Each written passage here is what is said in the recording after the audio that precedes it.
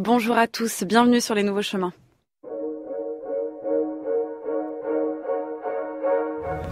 Okay, the elements, part one, fire, take one.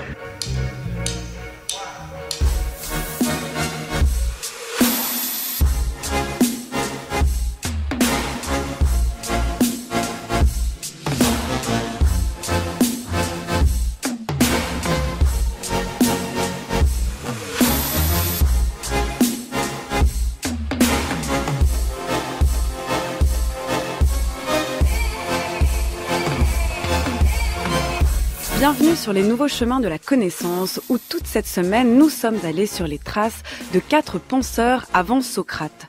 Après Parménide lundi, Anaxagore mardi et Héraclite hier, place à notre dernier présocratique, Empédocle. Empédocle, ou le plus excentrique des présocratiques, celui dont Lucrèce évoquait l'esprit tout divin fait d'air, de terre, d'eau et de feu, celui qui a fait du cosmos un drame entre l'amour et la haine, celui dont la mort est devenue une légende. Et pour l'évoquer et nous présenter sa pensée, j'ai le plaisir de recevoir Anne-Laure Terme, professeure de philosophie à Charleville-Mézières, auteure d'une thèse sur Empédocle et Anaxagore, et auteur, avec Luc Brisson et Arnaud Massé, de lire les présocratiques disponibles au PUF. Bonjour et bienvenue à vous. Bonjour. L'imagination ne se contente pas d'un tableau, elle veut une figure de destin. Le feu est une figure de destin. Il naît, il meurt, il est un drame. Et voici que, comme l'eau des profondeurs, le feu appelle un vertige. Le feu est la plus grande image, la plus complète image de l'anéantissement. Et pour ce vertige du feu, pour cet appel du bûcher, on peut, en souvenir de la mort d'Empédocle dans le cratère de l'Etna, retenir la désignation d'un complexe d'Empédocle. Ainsi, dans la poésie exaltée, la figure du destin ultime est la mort dans le cosmos, par les forces du cosmos. Nous touchons là un trait fondamental de la poésie des éléments.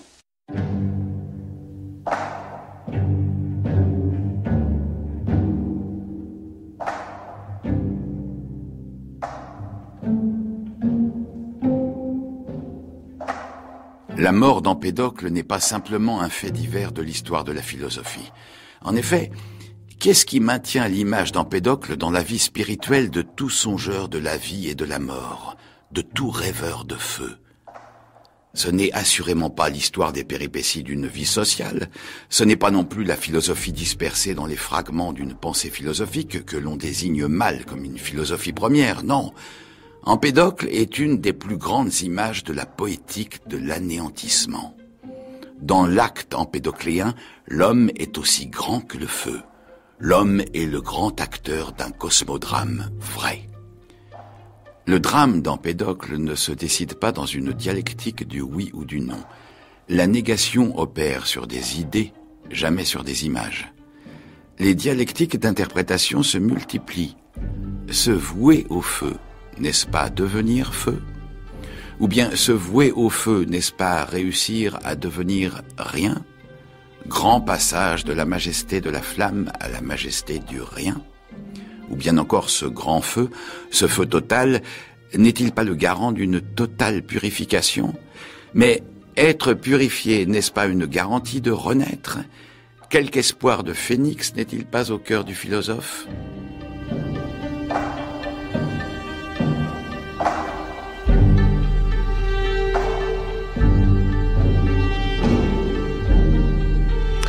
Anne-Laure Terme, on a reconnu la voix de Gaston Bachelard, c'était dans une archive de 1952, puis juste après encore Gaston Bachelard, mais cette fois-ci interprété par le comédien Vincent Schmitt. C'est un extrait de ses Fragments pour une poétique du feu. On entend donc Bachelard raconter la mort d'Empédocle. Il en fait un personnage fantasmatique, légendaire. À quoi tient cette légende d'Empédocle, Anne-Laure Terme?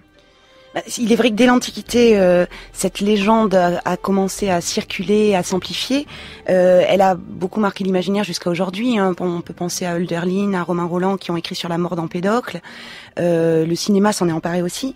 Mais c'est vrai que il y a une part, dès l'Antiquité, on savait qu'il y avait une part hautement légendaire et fantasmatique dans cette mort. Des auteurs comme Strabon ou Héraclide la réfutent complètement en disant que correspond à aucune réalité. Il faut revenir sur cette mort quand même. L'idée, c'est que, alors, il paraîtrait que Empédocle se serait jeté dans l'Etna et donc brûlé par les flammes, et que une sandale aurait été rejetée, et on aurait compris effectivement qu'il se serait jeté donc dans l'Etna. Est-ce que c'est ça la légende qu'on retient ? Oui, parce que Empédocle était censé porter des sandales de bronze, ce qui est assez rare et original, mais qui peut trouver une explication par rapport à d'autres éléments de son poème. Il y a un rôle particulier du bronze. Mais au-delà du caractère anecdotique, il est vrai que c'est l'idée finalement que on retourne aux éléments originaires tels que le feu. Mais justement, Bachelard insiste beaucoup sur la poétique du feu. Par ailleurs, quand il a écrit sur les rêveries autour de l'eau, peut-être qu'on a davantage ou au moins autant d'Empédocle autour de la figure de l'eau que celle du feu. Donc ça me semble peut-être un petit peu une vision peut-être un petit peu réductrice finalement.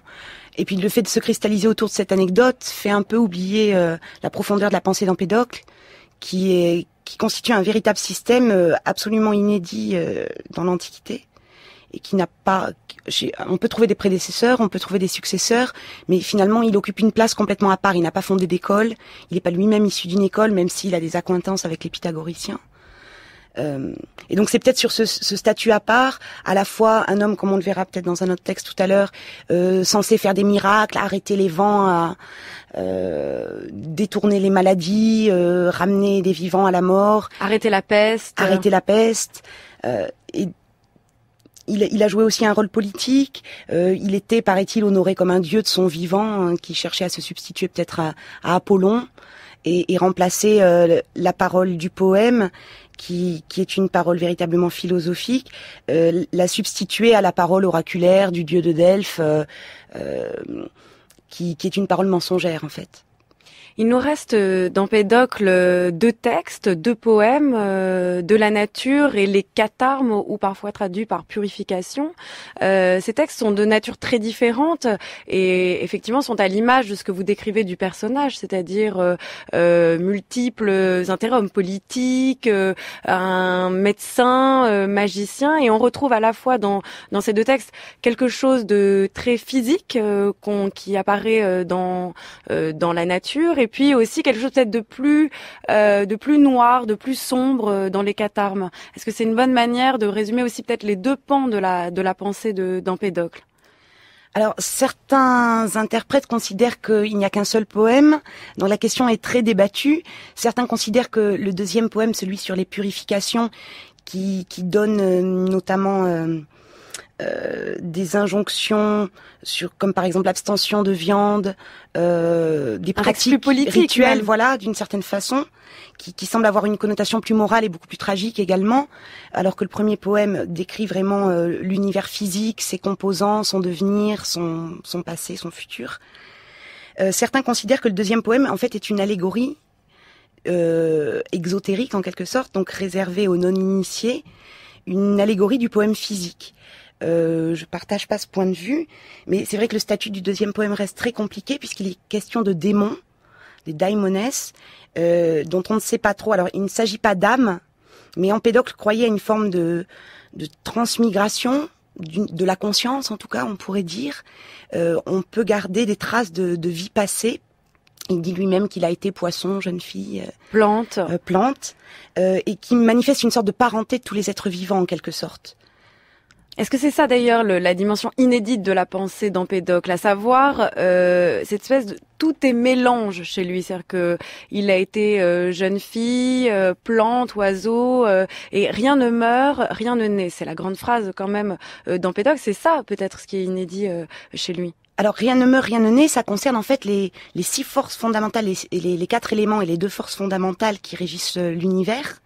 Mais sinon, tout le reste, toutes les créatures, les plantes, les animaux, les humains, nous ne sommes que des assemblages transitoires qui sont voués à disparaître et qui ne sont pas éternels du tout. Et c'est pourquoi, quand il était question dans le texte de Bachelard de cette espèce de garantie de renaître, de l'homme aussi grand que le feu, il me semble qu'il y a sinon un contresens, du moins une légère distorsion. Pourquoi justement? Parce que ça pourrait paraître plutôt collé à l'idée de l'idée qu'effectivement rien ne naît mais rien ne meurt non plus, et que quand Empédocle se jette dans les flammes, finalement il va renaître mais sous une autre forme. Oui, mais pas vraiment forcément en tant qu'Empédocle. Il y a peut-être une persistance de sa mémoire et de sa conscience, mais la matière dont nous sommes tous constitués est éternelle, et c'est ça qui ne naît ni ne meurt en fait. Mais tous les composés sont des agrégats momentanés. Et qui ne sont pas voués à renaître en tant que tels. C'est-à-dire c'est pas une transmigration non plus à la façon de Platon. Ça reste assez difficile, la compréhension de l'explication du démon pour Empédocle. En quoi sa pensée est-elle inédite selon vous? Alors, il a évidemment des rapports très intimes avec Anaxagore. Sur la question du mélange et de la séparation. Tout n'est que mélange et séparation, d'entité on pourrait dire éternelle.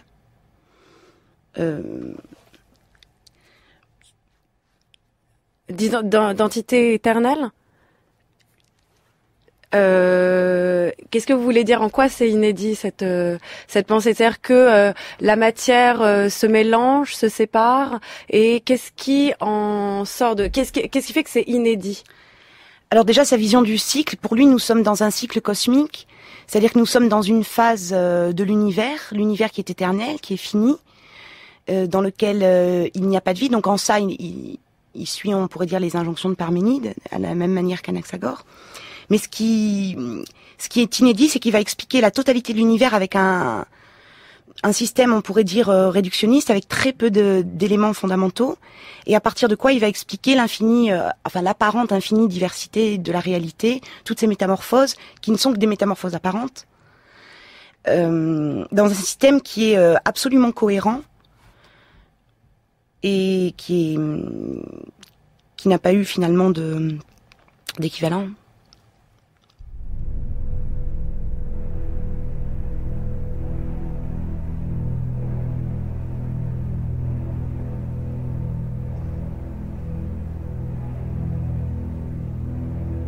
Personne ne sait quelle fut sa naissance, comment il vint sur terre.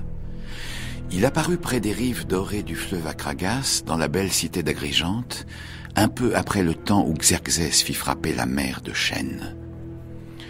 La tradition rapporte seulement que son aïeul se nommait Empédocle. Aucun ne le connut. Sans doute il faut entendre par là qu'il était fils de lui-même, ainsi qu'il convient à un dieu. Mais ses disciples assurent qu'avant de parcourir dans sa gloire les campagnes de Sicile, il avait déjà passé 4 existences dans notre monde, et qu'il avait été plante, poisson, oiseau et jeune fille. Il portait un manteau de pourpre sur lequel retombaient ses longs cheveux. Il avait autour de la tête une bande d'or, aux pieds des sandales d'airain, et il tenait des guirlandes tressées de laine et de laurier. Par l'imposition de ses mains, il guérissait les malades et récitait des vers à la façon homérique avec des accents pompeux, monté sur un char et la tête levée vers le ciel. Une grande troupe de peuple le suivait et se prosternait devant lui pour écouter ses poèmes. Sous le ciel pur qui éclaire les blés, les hommes venaient de toutes parts vers Empédocle, leurs bras chargés d'offrandes. Il les tenait béants en leur chantant la voûte divine, faite de cristal, la masse de feu que nous nommons soleil, et l'amour qui contient tout, semblable à une vaste sphère. Tous les êtres, disait-il, ne sont que des morceaux disjoints de cette sphère d'amour où s'insinua la haine. Et ce que nous appelons amour, c'est le désir de nous unir et de nous fondre et de nous confondre, ainsi que nous étions jadis au sein du Dieu globulaire que la discorde a rompu.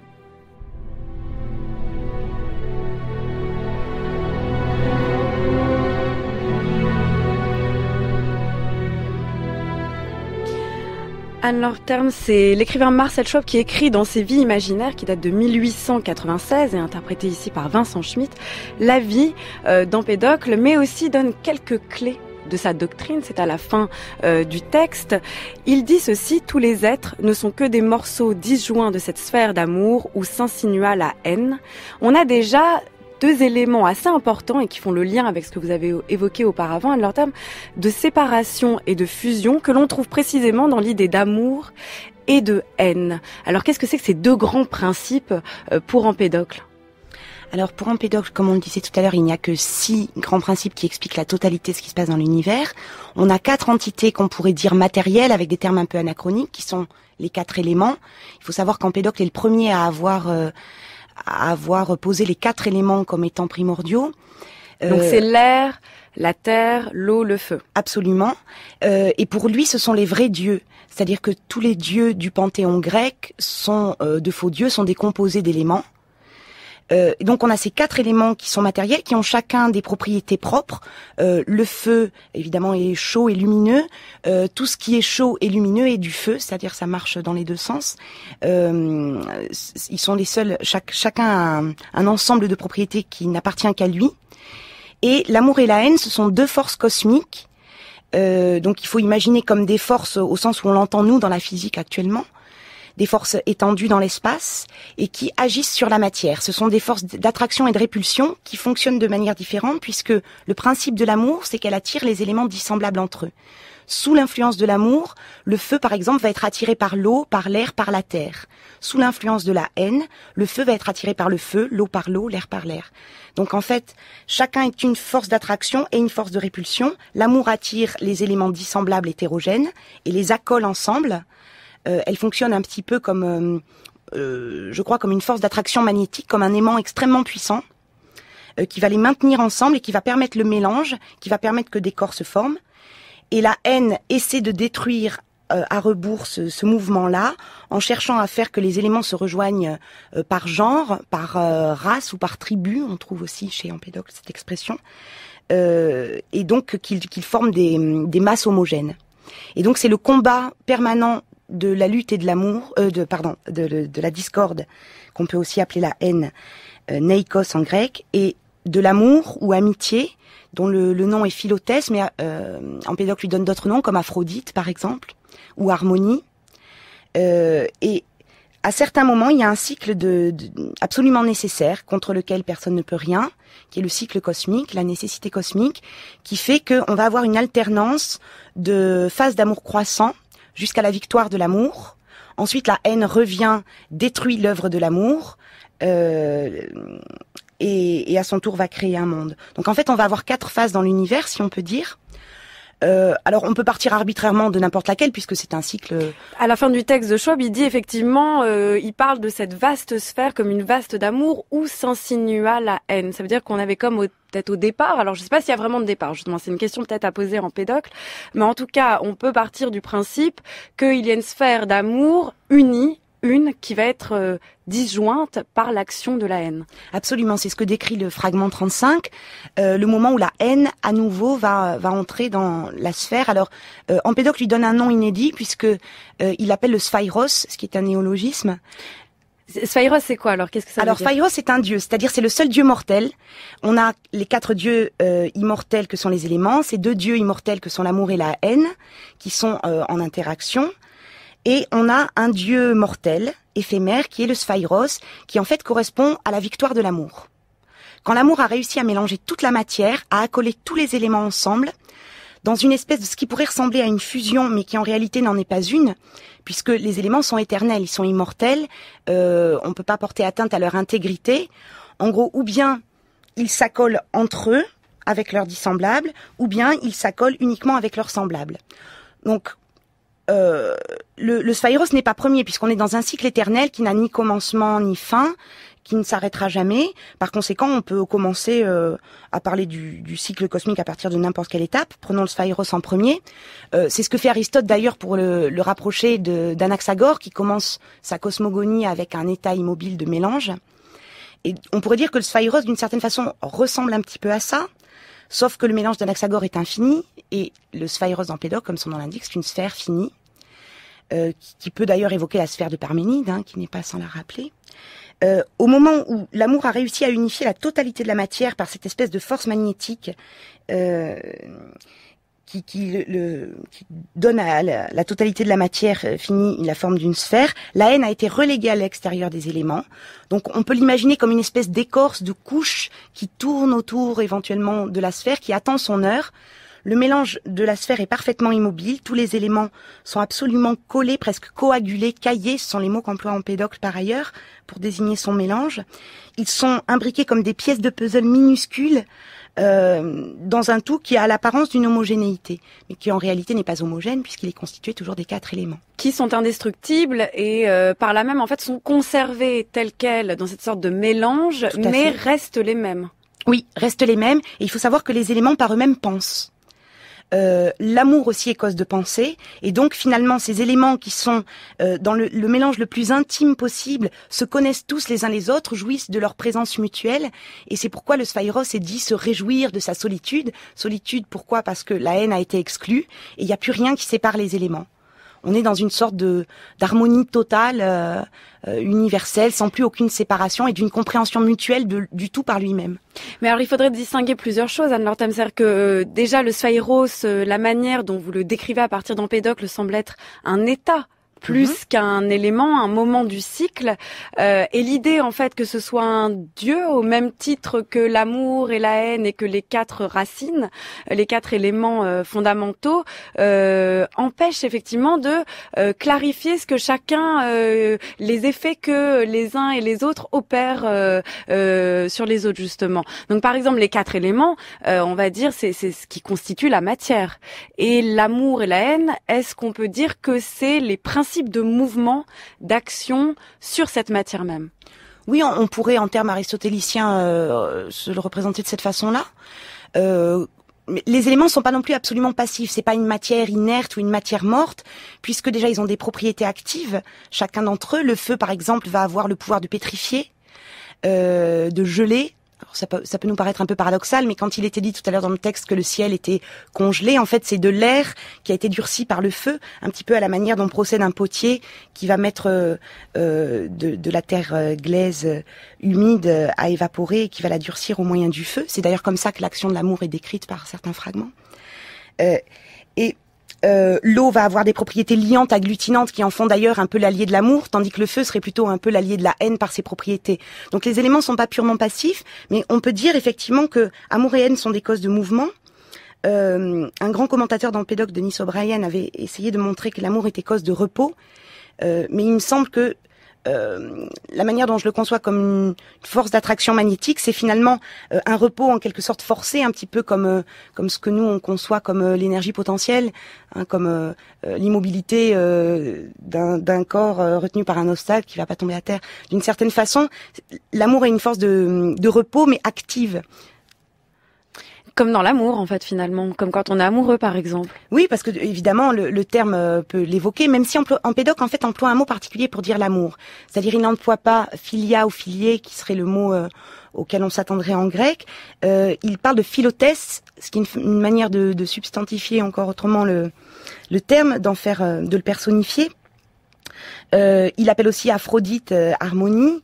Mais harmonie, d'ailleurs, on comprend beaucoup plus l'idée que amour, c'est-à-dire que l'harmonie, on entend bien cette idée d'action à la fois de cohérence, de mélange et puis aussi d'état apaisé. Oui, et de conciliation des opposés, ce qui n'est pas sans rappeler d'une certaine façon Héraclite, c'est-à-dire que tout est en lutte dans le monde d'Empédocle, sauf au moment où c'est où c'est la victoire de l'amour, ou au moment où c'est la victoire de la haine. Parce que se passe-t-il à partir du moment où la haine, une fois son temps venu, rentre à nouveau dans la sphère? Elle introduit du désordre, un désordre apparent, elle introduit un mouvement qui est un mouvement tourbillonnaire et qui, comme chez Anaxagore, va projeter les éléments en fonction de leur qualité, soit vers le centre, soit vers la périphérie. Et là, c'est notre monde qui se forme. En fait, nous sommes dans le monde de la haine croissante. C'est-à-dire nous, là, êtres humains. Oui. Le monde dans lequel nous vivons et nous parlons actuellement, ce monde-là est voué à se disloquer quand la haine aura fini son travail, c'est-à-dire quand elle aura réussi à former 4 masses pures d'éléments. il n'y aura plus de monde, il y aura au centre de l'univers, on aura de la terre pure, entourée d'une couche d'eau, entourée d'une couche de feu, entourée d'une couche d'air. Il y aura plus de communication entre les éléments, il y aura plus de créatures, plus de plantes, plus d'animaux, plus rien du tout. Et tout ça tourbillonnera à une vitesse extrêmement rapide. Le monde se sera déformé sous la forme d'un œuf. Et à ce moment-là, l'amour qui a été comme désactivé, c'est-à-dire l'amour, il est toujours présent à l'intérieur des éléments. C'est la grosse différence entre l'amour et la haine, c'est à méditer aussi, c'est que l'amour, il est dans la matière, toujours. Il peut pas en être expulsé. La haine, on peut l'expulser des corps. Et l'amour va rejaillir d'une certaine façon, la puissance de son pouvoir va irradier à partir du centre, et à nouveau, elle va attirer les éléments divers pour qu'ils s'accolent entre eux, et un nouveau monde va se former, mais à l'inverse du nôtre. Un monde qui ira pas vers la séparation en éléments purs, mais qui ira vers la sphère, et donc vers le mélange total. Donc on peut imaginer des créatures, Empédocle parle de membres isolés, par exemple des images très frappantes, des yeux qui sortent de terre, des bras isolés. Monstres. Voilà, et tout ça, ça semble au hasard. Il y a des combinaisons non viables. Hein, si effectivement on se retrouve avec une tête d'homme sur un corps de bœuf, ça va pas fonctionner, ou un œil accroché à un bras, et donc les membres peuvent pas se rendre mutuellement service, et donc ça va se détruire, mais petit à petit, les mélanges vont se former, et donc on aura un monde un peu monstrueux, on pourrait dire, par certains aspects. Mais si je vous suis bien, Anne Lortem, ça veut dire que là, nous en sommes à un moment du cycle cosmique décrit par Empédocle, qui est le moment où nous ne sommes plus tous unis, tous mélangés, puisqu'il y a des êtres humains, on va dire, distincts, mais effectivement, nous sommes quand même sur la voie de la discorde, nous allons être complètement séparés, nous allons mourir finalement.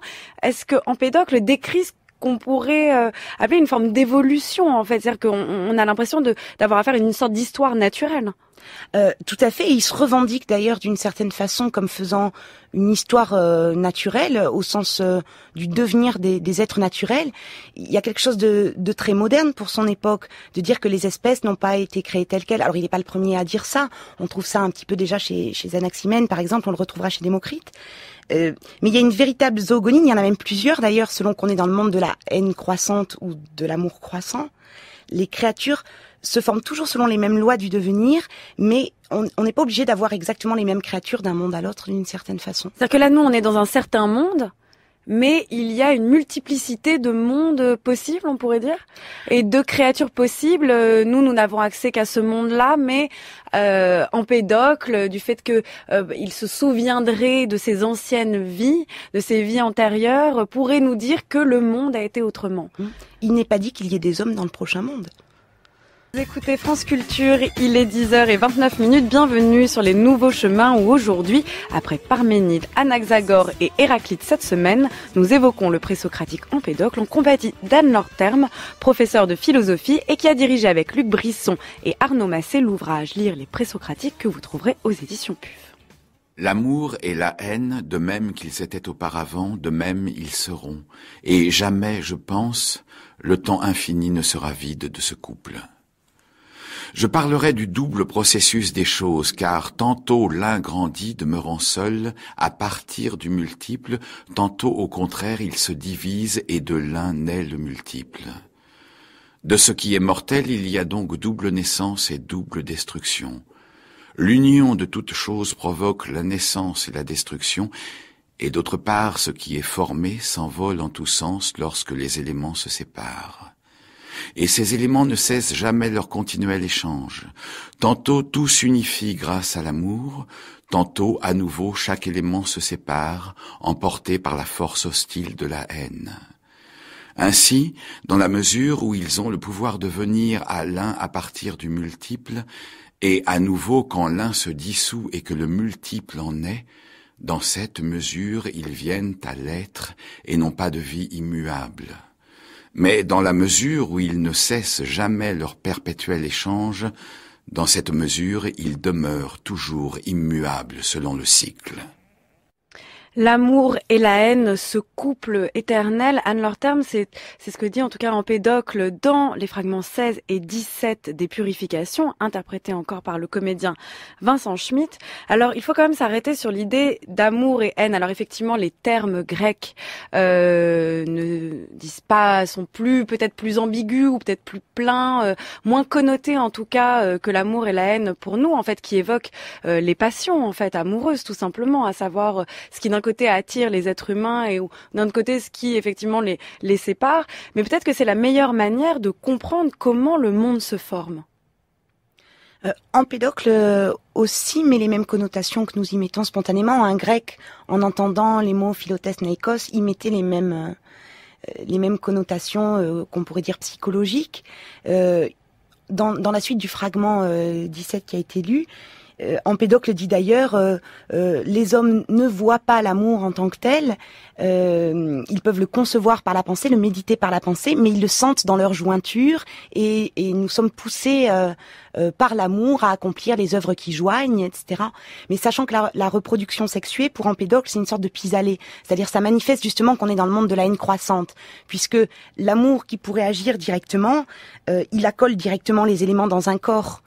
Il les mélange comme par exemple l'eau et le vin. Alors que nous restons finalement des individus avec notre intégrité. C'est l'amour qui fait que nous avons chacun un organisme qui se maintient et que notre corps ne se disloque pas en petits morceaux au fil de la journée. Donc nous restons finalement coagulés pendant un certain temps, puisqu'au final c'est la haine qui gagne, notre corps va se décomposer en petits morceaux. Mais finalement la force d'amour, elle se manifeste par une attraction à distance.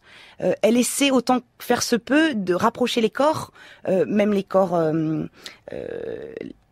humains, les corps animaux, mais ça manifeste plus une faiblesse de l'amour que sa toute puissance d'une certaine façon. En fait, la faiblesse de l'amour, elle apparaît quand on est conscient d'aimer ou d'aller vers l'autre, un autre élément par exemple. C'est-à-dire que en fait l'amour tel qu'il est entendu chez Empédocle exclut toute forme de volonté ou toute forme même d'âme en fait de l'homme. C'est-à-dire que l'amour ça agit malgré lui. Ah oui, il n'y a pas d'âme pour Empédocle. Clairement, et on ne peut rien faire pour contrer la puissance de l'amour ou de la haine, puisque c'est un cycle de tout ça c'est dû à la nécessité cosmique. C'est une nécessité absolument infrangible, on pourrait dire. C'est là où l'amour et la haine non plus, par contre, cette connotation humaine et passionnelle. C'est-à-dire que même si on empathie, il y a une manière d'agir sur ces passions. Alors on a quand même un libre arbitre limité, mais on peut faire le choix de résister à la haine, ou on peut faire le choix de l'amour. Alors évidemment, ça changera pas au final la destruction de notre univers, voilà. Mais ça pourra changer notre existence. Par exemple, la condamnation par Empédocle de la consommation de viande. Qu'on trouve dans les purifications. Elle est liée à plusieurs choses. Déjà, au fait que pour Empédocle, la pensée chez l'être humain se trouve dans le sang. Ça, c'est quelque chose de très original qu'on ne trouve chez aucun autre penseur. C'est une sorte d'harmonie du sang parce que notre sang est un mélange des 4 éléments en proportion presque identique. Et ce qui fait qu'on retrouve dans notre sang, alors à quelques pourcentages près, pourrait-on dire, la même proportion élémentaire que dans le sphaïros. On a cette espèce de mélange presque homogène.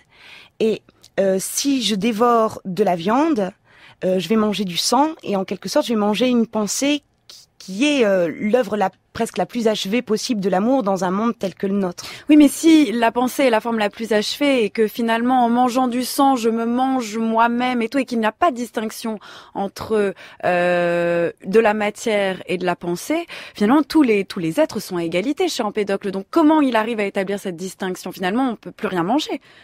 On pourrait ne plus rien manger. Alors, il y a plusieurs choses. La première chose déjà, c'est que par rapport justement à l'amour et à la haine, il décrit un temps dans un fragment, l'âge de l'amour roi, où autrefois les hommes ne faisaient pas des sacrifices sanglants, c'est-à-dire que c'est aussi contre la religion de son temps qui s'élève, contre on peut penser à Lucrèce quand il décrira de manière très tragique et abominable le sacrifice d'Iphigénie. Il y a quelque chose d'Empédocle là-dedans, sur cette idée que les hommes se massacrent mutuellement, se dévorent mutuellement, dévorent les plus belles créations finalement qui sont celles de l'amour, et ce faisant accélèrent la venue de l'âge de la haine peut-être. Et il y a quelque chose qu'on peut conserver aussi à méditer dans notre monde actuel, l'idée que finalement la haine, c'est ce qui rassemble les semblables. Et quand on s'isole alors on pourrait dire pas seulement entre éléments, mais entre personnes identiques, quand on a une sorte de ségrégation, de discrimination, on est en train de faire le travail de la haine. L'amour, c'est justement d'aller vers ce qui ne nous ressemble pas. C'est l'attraction des contraires. C'est ça, c'est l'attraction des contraires. Et à partir de là, comment agir justement sur cette haine? C'est-à-dire qu'à défaut de jouer son jeu en allant vers ce qui nous est semblable, on ne peut pas travailler contre ça. C'est-à-dire que, vous l'avez dit, il y a un cours des choses, on ne peut pas vraiment lutter dessus. Néanmoins, vous avez dit qu'il reste toujours un peu en nous de l'amour. Et par contre, la haine, on peut travailler dessus. Mais alors, qu'est-ce qu'on fait? En fait, est-ce qu'on est voué à travailler dessus, mais en vain? Ou est-ce que effectivement, on ne fait rien en se disant que de toute façon, les choses se passeront ainsi? Alors, c'est pas complètement vain, et c'est justement ce que traite le deuxième poème d'Empédocle, celui des purifications, qui nous explique comment faire d'une certaine façon pour devenir des dieux bienheureux. Alors, le statut de ces dieux bienheureux est un petit peu difficile, mais disons qu'il est question, dans le fragment 115, d'un décret de nécessité, d'une espèce de faute qui aurait été commise par certains démons, alors par nous d'une certaine façon, et qui fait que nous serions condamnés à errer sur terre. Empédocle, tu te souviens des paroles inconsidérées que tu as prononcées hier en plein marché? Comment? Et c'est pour ça que vous venez me relancer jusqu'ici? Nous n'oublions pas les injures qu'on ose faire à nos dieux. En fait d'injures, j'ai principalement retenu les tiennes à mon égard. À toutes tes ruses, j'opposerai ma conscience. Comment? Si j'énonce des évidences, ce sont des ruses. Et toi, quand tu mens, c'est ta conscience qui parle. Celui qui veut tuer son chien l'accuse de la rage. Allez vite, ton sac sorcier. Certes, Empédocle, ton verbe est souverain, personne ne le conteste. Ton génie et ton savoir aussi sont grands. J'ajoute à ces dons celui que tu as de subjuguer les foules. Vraiment. Ainsi, poussé par l'orgueil, tu as fini par te prendre pour un oracle. Tu te figures que les malheureux que tu endors si bien par des paroles vont te suivre jusqu'au bout de tes extravagances. Mais, vois-tu, moi, tu ne m'impressionnes pas. Ah non? Reconnais-le, Empédocle. Cette fois, tu as dépassé les bornes. Tu as insulté nos dieux. Tu as insinué que l'homme pouvait être son propre dieu. N'était-ce pas insinué en même temps que toi-même, tu étais l'égal des dieux? Te sens-tu coupable, au moins? Comprends-tu à quel point tu t'es égaré? En somme, tu me reproches d'avoir choisi entre Dieu et l'homme. Longtemps, en effet, j'ai été préoccupé par le problème de Dieu. Maintenant, c'est le problème de l'homme qui m'intéresse d'abord. Empédocle, un conseil. Va-t'en loin d'Agrigente. Il en est temps encore. Il n'y a pas pour toi d'autre issue.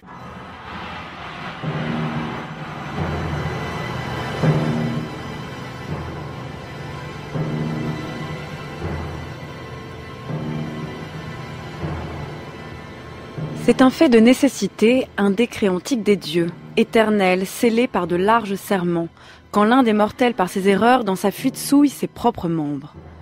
Quiconque, après avoir fauté, prononce un parjure. Ô démon qui avait obtenu une longue vie en partage, qu'il erre 30 000 saisons loin des bienheureux, naissant à travers le temps sous toutes les formes des mortels, empruntant successivement les chemins pénibles de la vie.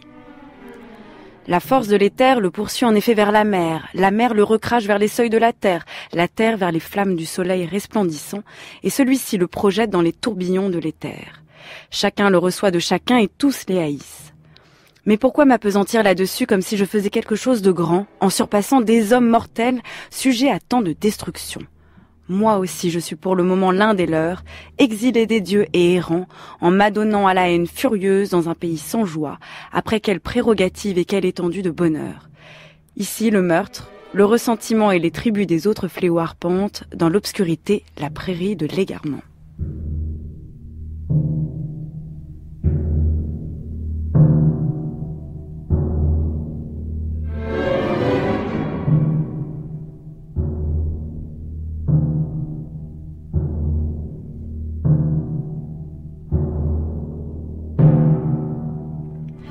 Anne Lantherme, je viens de lire justement le fragment que vous évoquiez à l'instant, à savoir le fragment 115 des purifications, dans lequel il est question effectivement de ces âmes errantes que sont des êtres errants, que sont les hommes, et effectivement comment agir à partir de là, comment atteindre le statut des bienheureux qu'Empédocle évoque dans ce texte.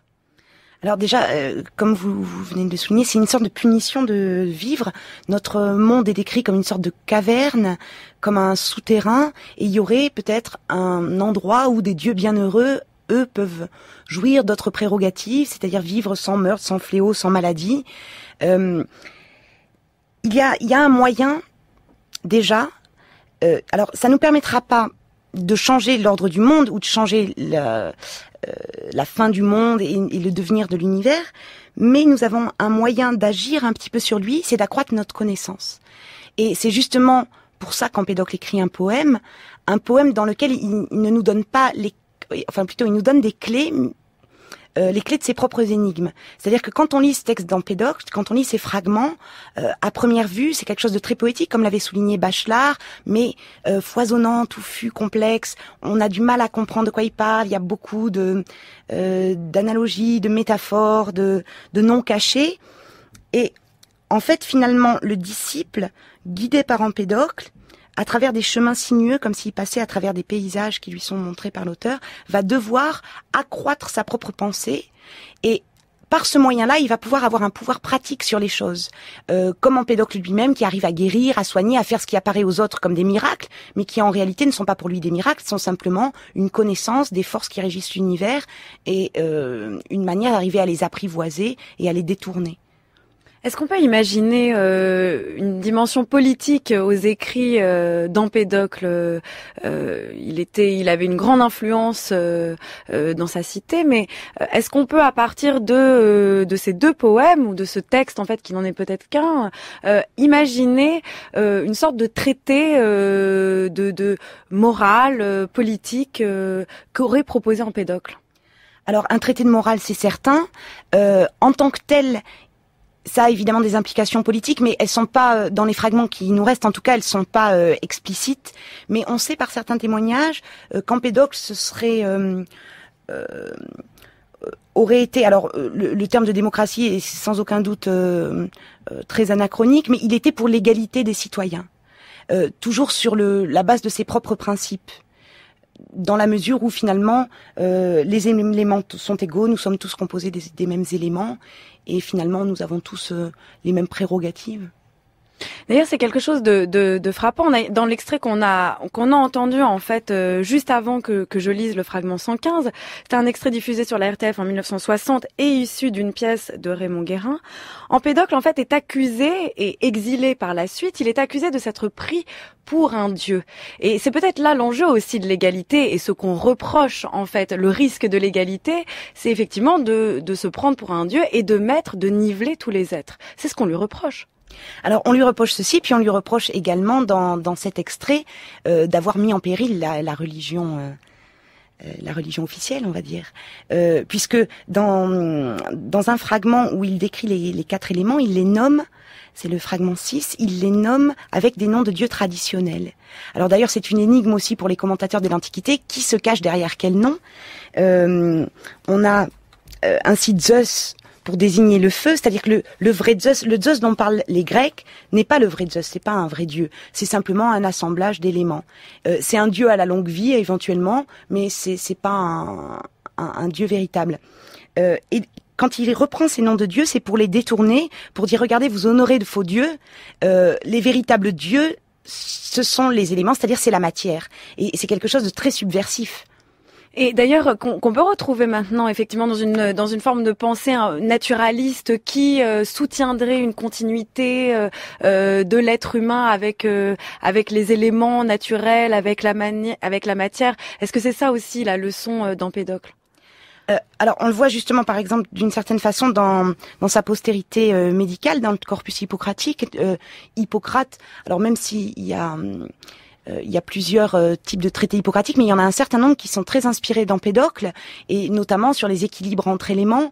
Alors c'est quelque chose d'ailleurs qui remonte à Alcméon, mais on peut réussir justement à agir de cette manière-là sur nos propres éléments, sur les éléments du monde, et accroître ainsi notre pouvoir finalement. Mais qu'est-ce qui agit sur les éléments ? Si la pensée c'est le sang et si le sang c'est la pensée, qu'est-ce qui agit en l'homme sur ces éléments en fait? On voit sûrement les implications pratiques, politiques, morales de la pensée d'Empédocle, mais on peut se demander quel est le sujet dont il est question avec Empédocle si tout est à égalité. Le sujet au sens de agissant, c'est-à-dire que qu'est-ce qui fait alors peut-être que sujet ou conscience seraient des termes anachroniques, mais néanmoins on peut se demander quel est le principe agissant en l'homme s'il n'a pas d'âme, si finalement il est en train d'être détruit par le cycle de la discorde, qu'est-ce qui fait qu'il peut agir? Alors en fait, nous sommes agis d'une certaine façon par nos éléments, par l'amour et la haine qui sont en nous et qui sont et la haine qui est en dehors de nous également. Il y a un passage amusant de Théophraste qui dit que pour Empédocle, ce qui va faire par exemple qu'on va avoir une habileté, que l'orateur a une habileté à bien parler, c'est parce qu'il a un mélange extrêmement bien proportionné des éléments dans la langue. Dans la langue comme organe physique. De la même manière, quelqu'un qui va avoir une grande habileté à ciseler un orfèvre, par exemple, c'est parce que il a une bonne proportion élémentaire dans sa main. Donc on est vraiment dans un système matérialiste. C'est-à-dire, alors, ça pose le problème justement du statut du daimon qui nous emmène à cette idée de conscience et de subjectivité, parce que le daimon ou le démon, c'est celui qui dit je dans le poème. Qui dit j'ai erré, je suis un exilé, et c'est ça qui est difficile d'arriver à savoir quel statut accorder à un éventuel libre arbitre, à une subjectivité personnelle. Alors on sait déjà qu'il y a la mémoire, qu'il y a une forme de persistance de la mémoire, peut-être des agrégats dans lesquels nos propres éléments ont été pris. Peut-être que les éléments qui composent actuellement mon corps, ces parcelles-là, puisqu'il y a un nombre fini d'éléments dans l'univers, ces parcelles-là, c'était elles qui étaient déjà accolées entre elles quand j'étais poisson.